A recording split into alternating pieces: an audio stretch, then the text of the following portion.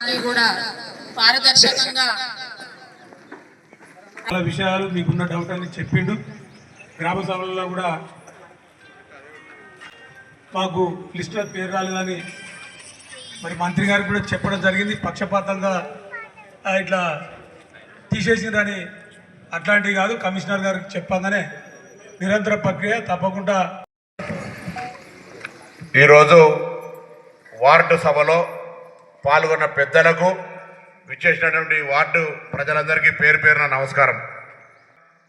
దయచేసి ఎవరు కూడా ఆందోళన చెందాల్సిన అవసరం లేదు. వచ్చినవే పేర్లు, రాని పేర్లు కాదు అనుకునే అవసరం లేదు. అక్కడ కౌంటర్ కూడా ఓపెన్ చేయబడి ఉంది.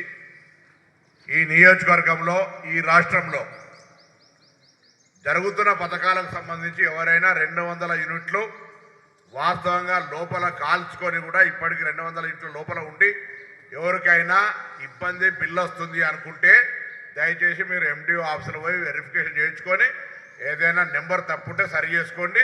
200 యూనిట్ల లోపల ఉన్న వాళ్ళందరికీ, మళ్ళీ ఇతర 200 యూనిట్ల లోపల కాల్చుకునే అందరికీ ఉచితంగా విద్యుత్ ఇస్తాము. ఎక్కడైనా ఇబ్బంది ఉంటే మా దృష్టికి కానీ అధికారుల దృష్టికి కానీ తీసుకురమని కోరుతాను. ఒకటి, మొదటి దశ 3500 వచ్చినాయి. ఇంకా కొద్దిగా ఎక్కువ తీసుకురావడానికి ప్రయత్నం చేస్తాం. 160 గ్రామాలు, మున్సిపల్ 20 వార్డులు ఉన్నాయి. జనాభా ప్రాతిపదికన అన్ని గ్రామాలకు ఇందిరమ్మ ఇళ్ళు వస్తాయి.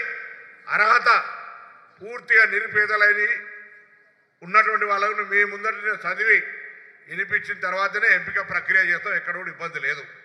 ప్రత్యేకించి నిబంధన భూమి లేని వాళ్లకు మాత్రమే ఉపాధి హామీ వాళ్ళకు ఇందిరమ్మ అభయహస్తం పేరు మీద సంవత్సరానికి 12,000 రూపాయలు ఇచ్చే కార్యక్రమం. అది కూడా ఎక్కడైనా ఎవరైనా మిస్ అయితే వాళ్ళు కూడా మీరు రాయించుకొని మీకు ఇప్పించే బాధ్యత మాది.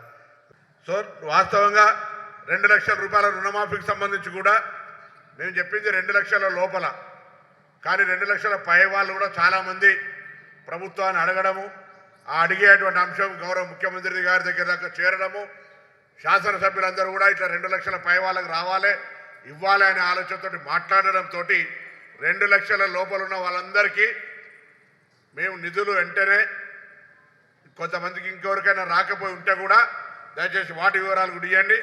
కుటుంబ పరంగా గ్రూపింగ్ అగ్రికల్చర్ ఆఫీసర్స్ ఎవరైతే మీ దగ్గరకు వచ్చి 2 లక్షల రూపాయల లోపున్న వాళ్ళని సర్టిఫై చేసిరో వాళ్ళందరికీ నయా పైసా ఇబ్బంది లేకుండా 2 లక్షల లోపల రుణమాఫీ అవుతుంది. పైన ఉన్నటువంటి వాళ్ళకు మార్చి లోపల ఒక షెడ్యూల్ ఇస్తారు ప్రభుత్వం. ఆ పైన 50,000 లక్ష కట్టి మిమ్మల్ని రుణ విముక్తులు చేయాలి. కాబట్టి అవి కట్టించుకొని ఆ మిగతా డబ్బును మీకు జమ చేసే విధంగా చర్యలు తీసుకోబడతా ఉన్నాయి.